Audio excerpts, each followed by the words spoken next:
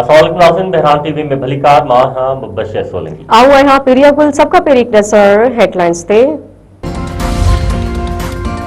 मुल्क के मथियन इलाइक़नि में शदीद बर्फबारी, आम जिंदगी मफलूज। KPK आज़ाद कश्मीर ऐं गिलगित बल्तिस्तान में रोड बंद। हवेली ज़िले में एम्बुलेंस समेत 25 गाड़ियूं फासी पयूं। 30 ॼणनि खे रेस्क्यू कयो वियो। चित्राल में बर्फानी छिप किरण सबबि घर मथां छिप किरी पई, 9 ॼणा फौत। एपटाबाद में जनरेटर जो गैस भरण सबब 3 जवान फौत। KPK में सुभाणे खां अंगारे ताईं वधीक बरसात ऐं बर्फबारी जी गक थी। गुल प्लाज़ा मां हिन वक़्त ताईं 71 लाश ऐं इंसानी उज़वाहत।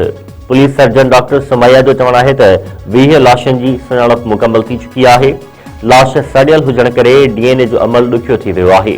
DC ॾखण जावेद नबी खोसो मूजिबि गुल प्लाज़ा खे 90 सैकड़ो ताईं क्लियर कयो वियो आहे। 10 खां 11 माण्हू लापता आहिनि, जिन जी ॻोल्हा जारी आहे।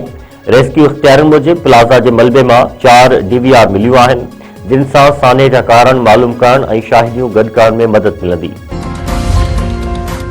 गुल प्लाज़ा साने जी शुरूआती रिपोर्ट साम्हूं अची वई। रिपोर्ट में चयो वियो आहे त गुल प्लाज़ा जी ज़मीन KMC जी मिल्कियत हुई। 1883 में उहा ज़मीन ट्राम सर्विस लाइ लीज़ ते ॾिनी वई हुई। 1983 में उहा ज़मीन जिनका नाले ग्रुप ख़रीद करे वरिती। उन वक़्तु कराची जो मेयर अब्दुल सत्तार अफ़गानी हो। रिपोर्ट में वधीक चयो वियो आहे त नई लीज़ वठण खां सवाइ गुल प्लाज़ा जी तमीर शुरू कई वई। ₹3 फ़ी गज़ ज़मीन जी लीज़ फारूक सत्तार दौर में ॾिनी।